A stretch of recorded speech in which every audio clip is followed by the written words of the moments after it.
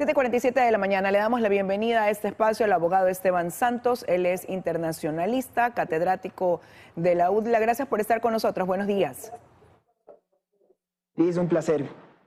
Bueno, analizar las repercusiones que deja lo ocurrido el viernes anterior en la Embajada de México en Quito. A raíz de eso, acusaciones de lado y lado. México, que acusa a Ecuador de haber irrespetado la Convención de Viena al violar un espacio diplomático, y Ecuador más bien, que también acusa a México de no respetar esta Convención de Asilo de la OEA, el artículo 3, que dice que no se le puede dar asilo político a alguien que esté procesado o condenado por un tipo de delito. ¿Esto quiere decir que hubo error de lado y lado?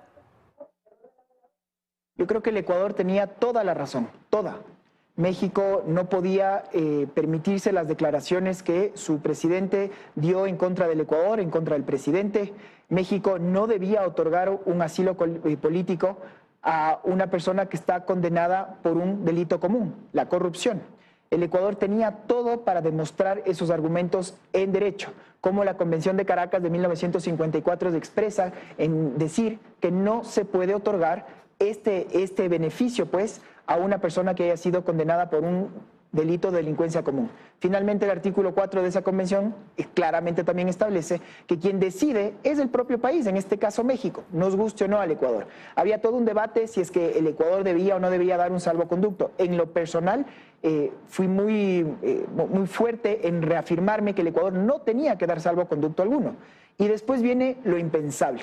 El Ecuador decide, en lugar nosotros de llevar el caso, por ejemplo, a la Corte Internacional de Justicia, o nosotros tener justamente la sartén por el mango, porque la teníamos no solo en lo jurídico, sino en lo moral, decidimos romper con uno de los principios más sacrosantos que existen en el derecho internacional. Es el de la inviolabilidad del suelo diplomático, que está consagrado en el artículo 22 de la Convención de Viena. Y dicho eso, el Ecuador pasa ahora a estar a la defensiva, porque empezamos en lo impensable. Ahora Jorge Glass puede volver a creerse que es un perseguido, lo cual no lo es, pero ya tiene el discurso. Ahora México es el que se siente ofendido y es el que nos lleva al Ecuador a foros internacionales, y es el Ecuador el que se tiene que defender esta semana ante una comunidad internacional que en su conjunto ha repudiado el acto cometido por el gobierno actual. Ahora, pero ¿y eso qué repercusiones puede traer para el país? ¿Qué tipo de sanciones puede traer? Ya escuchamos que precisamente pues México dice que irá a una Corte Internacional de Justicia, otros sugieren que también actúe, por ejemplo, la CIDH, pero ¿esto a qué nos puede exponer? El Ecuador está haciendo esfuerzos muy importantes por presentarse como un país serio ante una comunidad internacional.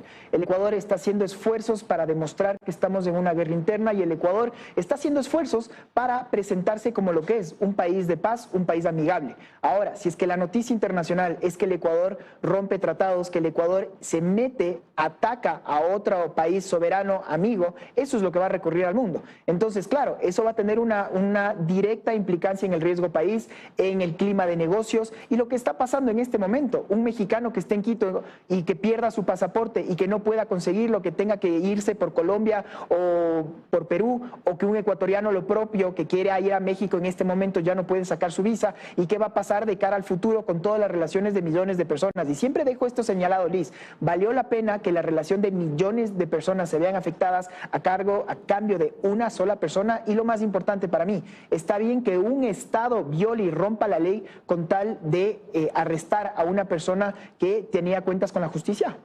Pero ¿por qué solo se analiza lo que hizo Ecuador? Hace pocos minutos la canciller Gabriela Sommerfeld decía: nosotros enviamos comunicados a la Embajada de México, informamos constantemente del proceso, pero hubo intromisión de ellos, incluso al cruzarse para que Jorge Glass pudiera cumplir con lo dispuesto por la justicia acá, que era esa presentación periódica que tenía que hacer.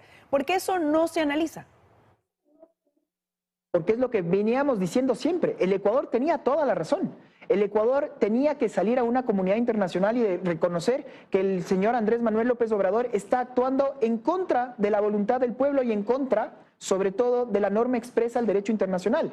El tema es que borramos todo eso con el codo el momento en el que decidimos pasarnos la ley por encima. Y eso es lo grave del tema, eso es lo lamentable, porque el Ecuador tenía todos los argumentos para salir y detener al el señor Glass, el segundo que ponga un pie afuera de la embajada o un pie afuera del carro, porque se decía que había información real de que el señor se estaba escapando. Yo prefería, Liz, una cadena. Abogado, eso hubiera tomado su tiempo y Ecuador Ecuador hasta cierto punto respetó esa decisión de que la Embajada de México le dé el asilo, pero lo que dicen es que obtuvieron información de que iba a haber este intento más bien de salir, de fugarse, de irse del país, y por eso actúan en ese momento. Y de fuga, y que se repita un María de los Ángeles Duarte 2.0, que salga en la cajuela de un auto diplomático con anuencia de diplomáticos de esa misión. Y entiendo que hay una gran mayoría de ecuatorianos que lo último que quieren es que se nos vuelva a ver la cara, que se vuelva a ver las personas condenadas, que puedan solo salir libremente en impunidad y estar en terceros países. Entiendo perfectamente esa desazón y esas ganas de que esto no pase. Ahora, ¿nos creemos o no nos creemos que somos una democracia, estimada Liz? Y eso es para mí lo fundamental de todo esto. Porque si realmente creemos que somos una democracia, entiendo que esto va a tomar tiempo. Entiendo que esto incluso puede tomar recursos. Pero nosotros vamos al sistema internacional. Nosotros empezamos y nosotros actuamos primero. No ahora empezar a responder de lo que es simplemente algo indefendible, que fue la violación grosera y flagrante de un convenio diplomático. Tenerle ahora a un señor Jorge Glass que esté presentando un habeas corpus porque dice que hubo un secuestro, volverle a dar una retórica, volverle a dar micrófono a alguien que lo único que debería hacer es pagar su pena y nada más. Y entonces el precedente, por eso terminaba con esto, que el precedente es nefasto en la historia de las relaciones internacionales. Todo puede pasar, pero la idea es que después de la creación de la Organización Mundial de las Naciones Unidas, nacen justamente las Cortes Internacionales con este afán de que no se de violaciones y de que no se den atropellos por parte de gobiernos. Los países que creemos que en el concierto internacional y que creemos en el derecho, pues tenemos que acudir a esos foros, el tiempo que tome. Entiendo las falencias, pero si es que no respetamos la ley y dejamos sentados los precedentes, ¿qué nos hace creer que el día de mañana un presidente con otro corte del cual no nos guste pueda cometer lo mismo? La democracia es la que se ve afectada y por eso es que esta decisión, en mi criterio, es extremadamente equivocada y le va a costar muy caro al país. Ahora, abogado Santos, la OEA se va a reunir este martes, pero por pedido de Ecuador. ¿Qué puede ganar el país, obtener, hacer el que motive esta reunión? Bueno, el Ecuador lo que tiene que hacer, y lo va a hacer ahora, es explicar su versión. Ahora, lo importante también es tomar nota de una realidad. La comunidad internacional en su conjunto. No existe un solo país que haya dado la razón a la tesis ecuatoriana. Entonces, es de esperarse que se viene una condena a través de los órganos multilaterales.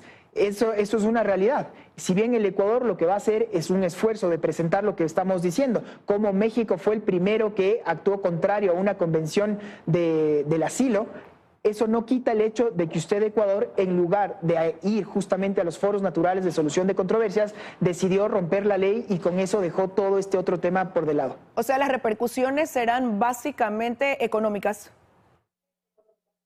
No, a ver, hay muchas repercusiones. La primera es ser señalados, señalados por una comunidad internacional a un país que no respete el ordenamiento jurídico internacional. Eso es un tema muy grave. Que el Ecuador no sea entonces un lugar idóneo para hacer negocios, que el Ecuador entonces sea un país de riesgo para turistas, para extranjeros, y que la imagen país se vea afectada en un país, insisto, que lo que estamos haciendo es trabajando muy fuerte para que esto no se dé. Entiendo que puede haber otra agenda, una agenda interna de cara justamente a la consulta popular que se puede dar. Pero quienes hacemos análisis, Liz, estamos en la obligación, justamente en los momentos de crisis moral, mantener una neutralidad, y eso no se puede dar. Y eso, lo importante de lo que estoy diciendo es que creo que hay que decir las cosas por su nombre. Si bien el Ecuador tenía toda la razón en declarar persona no grata a la embajadora mexicana porque las declaraciones del presidente fueron inaceptables, el Ecuador tenía toda la razón en no conferir salvoconducto alguno, porque estamos hablando de un delincuente que tiene sentencia ejecutoriada. ¿Se lo puede decir delincuente? Sí, porque ya la sentencia es de ejecutoriada.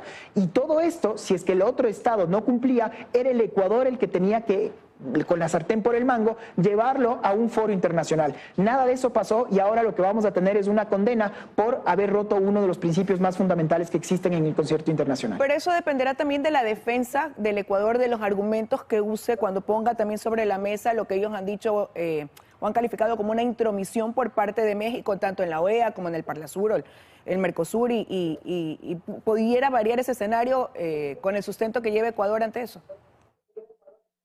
Es que hay dos temas muy claros. Uno era llevar un caso por la violación al artículo 3 de la Convención de Caracas. Otro era el hecho de llevarlo por conversar si es que se tenía que dar un salvoconducto o no. Pero es otro el escenario en donde lo único que se va a hablar es si es que el Ecuador rompió o no rompió este precedente, irrumpió o no irrumpió en suelo mexicano. Y las excusas, lamentablemente, son muy difíciles de dar, porque hay una norma interna ecuatoriana y hay un principio internacional muy claro, que la inviolabilidad de las sedes diplomáticas no tiene excepción. No tiene excepción. ¿Qué quiero decir con esto? Que no importa qué diga el Ecuador, finalmente la prueba está dada. Y con esto, pues la condena internacional y las sanciones, sin duda, con mucha pena se vendrán. Ahora, ¿debería el Ecuador intentar restablecer estas relaciones con México ahora o esperar a que asuma un nuevo gobierno para hacerlo? México tiene elecciones ahora en junio. Lo que yo siempre digo, Liz, es que estamos hablando, está en juego millones de vidas en el sentido de la relación de países hermanos, mexicanos y ecuatorianos, que no nos merecemos el no poder visitar el otro país, sacar una visa que no hoy día no podría hacer un ecuatoriano a México. Pero sobre todo ese precedente, ese antecedente nefasto, que el Ecuador desde siempre, yo creo que una de las instituciones más formales, más serias que ha tenido es su servicio exterior. Y por eso ahora estar hablando de que Cuba lo hizo en la década de los 80s y que nos puedan comparar con ese tipo de dictaduras es un precedente, en mi criterio, absolutamente nefasto. Y por eso es que yo concluyo con esta idea siempre, Liz, que el presidente es el que toma las decisiones, pero es su grupo asesor el que tiene la obligación de decirle las cosas y decirle lo que está bien y lo que está mal. Entiendo que puede haber un cálculo político detrás, pero quienes, repito, estamos haciendo un análisis, lo que buscamos es que el precedente de cara al futuro sea el de respeto a una ley. Si es que creemos que está bien romperla de cara a alguien que no me cae, pues simplemente esperemos lo mismo el día de mañana, que llegue un gobierno que sea también contrario a una opinión personal. Gracias, abogado Santos, por haber estado esta mañana con su análisis sobre este impasse entre México y Ecuador. Que tenga un buen día. Un placer. 7:59 de la mañana, ya con eso estamos concluyendo, Milton y amigos, esta emisión de noticias. Así es, seguiremos informándoles más adelante, ya vienen las noticias locales. Tengan buen día. Buenos días.